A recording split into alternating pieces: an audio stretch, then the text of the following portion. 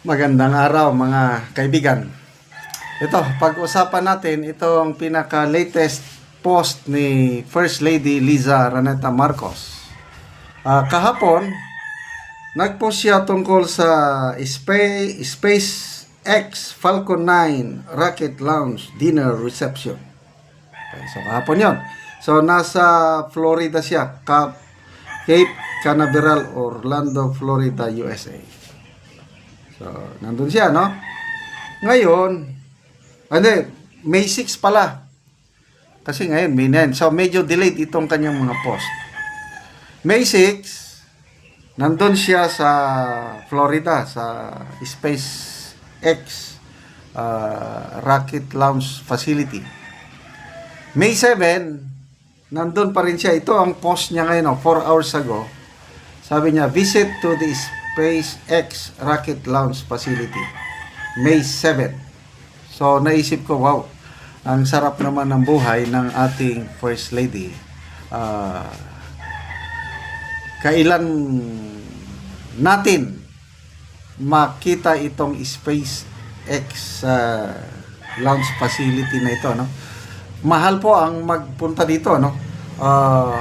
Ito pong ni-research ko, itong SpaceX launch facility, pag may-ari ito ni Elon Musk, yung pinakamayamang tao sa mundo, yung may-ari ng Tesla. Okay? So, merong 4 na launch facility ang SpaceX. Isa na itong nasa Florida, USA. Tapos, sa pagre-research ko, wow, merong kuan itong SpaceX, first time gagawin nila na all civilian space travel.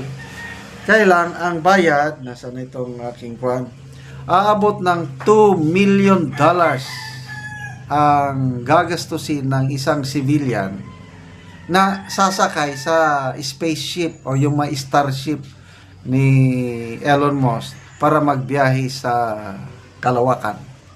Grabe, no? $2 million. So, magsisimula ngayong August of 2025 yung first journey o first trip ng Starship o SpaceX. So, sino kaya, may Pilipino ba na makakaya? Kasi pang mayaman lang ito. Biruin mo yan, $2 million. Isang biyahe lang mo sa kalawakan. Malala ko, Speaker Martin Romualdez, nung kaupo pa lang itong administrasyong ito, naging issue sa kanya yan, yung donation ni Speaker Martin Romualdez, $2 million sa Harvard University para lang punduhan ang programa ng Harvard na magturo ng Pilipino doon. Wow! Galing naman! So, ang tanong noon, ayaw nilang sagutin, kaninong pera yon? Personal ba na pera ni Speaker Martin Romualdez? O pondo ng Kongreso? Kung pondo ng Kongreso, hindi pwede. Diba? Ang dami mong dapat, yung $2 million, that's how many? Times mo ng 57 o 55. 100 million pesos na hindi. I-donate mo na lang dito sa Pilipinas. Ang daming mga eskwelang nangangailangan ng tulong para ma-enhance yung ng Pilipino. Bakit doon pa sa Harvard? Yun ang tanong noon nga. Anyway, nag-die down na yun. Wala na yung issue na yun. So ito naman, bakit biglang bumalik sa US si First Lady at tapos dito parang namamasyal lang ba? Please naman, Auntie Claire, pakisagot naman ito.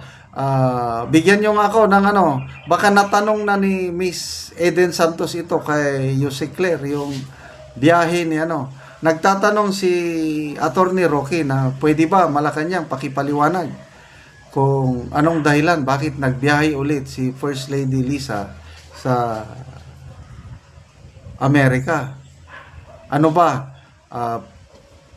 Official trip ba niya ito? O family trip? Kasi yung mga post na nabasa ko, biyahe daw siya May 5 kasamang mga Girl Scouts at naglanding sa LA. So, kahapon nakita ko, yun, may post na siya nasa Florida. Nag-witness siya ng SpaceX. Kasi dito, pag nasa Florida ka o any launch facility, makikita mo yung pag-launch nila, yung spaceship, yung aakyat siya ng pagganon. Ang napapanood lang natin yan sa TV or sa sine, yung aakyat na yung spaceship. Kailang, di ba, mas maganda kung mismo actual nandun ka sa malapit. Kita mo? Wow, what an experience. So, naisip ko nga, wow, ang sarap naman ng buhay ng ating First Lady. Ito, palagi kong tinatanong, kaninong gastos? Kung personal nilang pera na gastos, no problem. Kahit araw-araw silang mamasyal. Kaya lang kung pera ng taong bayan, dapat magpaliwanag sila. Kasi ang daming naghihirap na Pilipino. Hirap ng buhay ngayon. Kahit, yun, pambili lang ng bigas. Sayang yung programa nila na 20 pesos per kilo, sayang. May timing kasi ng eleksyon Ang daming ang daming makikinabang, I tell you. Basta lang high quality Huwag naman yung kagaya ng tig 29 pesos na benta na mabaho na, may bukbok. Huwag naman ganun.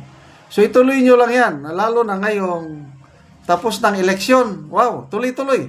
Kahit hanggang 2028. Papalakpak pa ang taong bayan basta maituloy nyo. Ang problema lang, highly subsidized. So, promise fulfilled.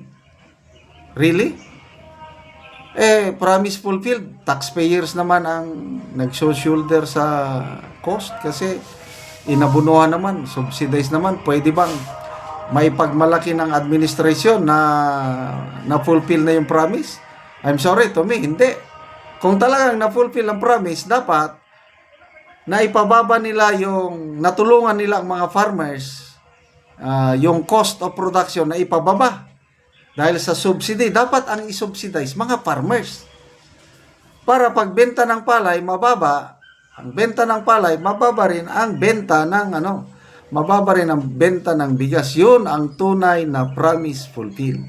Ito ngayon, no way, dahil subsidized plus, kakaunti yung nakakabili, mga vulnerable sectors lang. Pwede ba i-open nyo na sa lahat ng Pilipino na gustong bumili? I don't know kung kaya nilang abunuhan. Saan sila mangunguha ng pera? Baka i-stop nila yung cash ayuda. Ito na lang, benta ng murang 20 pesos per kilong bigas. Okay. Salamat mga kaibigan sa inyong pagsubaybay sa ating channel. Nakakatulong kayo ng malaki sa tribong Talandig ng Bukidnon dahil ang sweldo po natin sa channel nito, pantulong po ito sa tribo.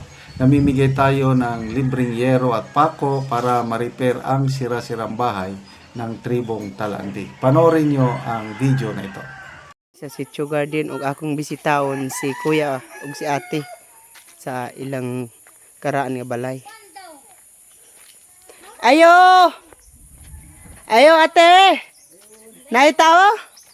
Naman. Ay mayong udto te. Sakat sa inyong balay. Karon mao na ni ang unang balay ni kuya ug ni ate sa natagaan na mo ugero. Sin. Una ni ang una nila nga balay ug karon nagpatukod na sila og bag-o. Nakatukod na ni karon og bag-o. Apan nakaato pa sila wala pa nila na ulian. So mo ni ang karaan nila nga balay. Mo na ni ang karaan nga balay ni kuya. Kaya nakatukod na kog balay. Oo. Kaya nakaabot na mangyud ang gihinabang sa kuha. Oo. Dako gyud akong pagpasalamat. Oo. So atong bisitahon niya ang imong balay nga bag-o nga ipatukod ya. Atong bisitahon. Karon bisitahon namo ang balay ni ate ug ni kuya. Og karon nakakuha na gid sila, nakapatukod na sila og bag-ong balay. Og nindot na gyud ang ilang atop. Maayo na gyud nga lantawon. Wala pa gyud mahuman. Nato pa Ulanan pa. Natupan pa. Pasalamat gid mi kay posible ulanan pa. O karon ate kuya unsa inyong maistorya nga nindot na kaayo inyong balay nakatukod na mo og bag-o. Pasalamat mi karon sa Ginoo kay nakaabot ni karon ang kuan hinabang sa amoa. Ug salamat pud sa nagabidyo nga hatag niya diri sa amoa nga hinabang. Salamat sa Salamat Lord sa nagtanaw sa tanaw sa video. nag-video sa nag-sponsor o Salamat pud sa nagtabang. Mm-mm. salamat pa din Pasalamatan sa namo ang Ginoo nga niabot gid ang abot gyud ang hinabang. hinabang diri sa amoa. Mm. So, Sige sa. nakalay na gyud mi. Nakaatop na gid mi og Di na mi ulanan. So salamat kayo ya. salamat na gid kayo. Salamat.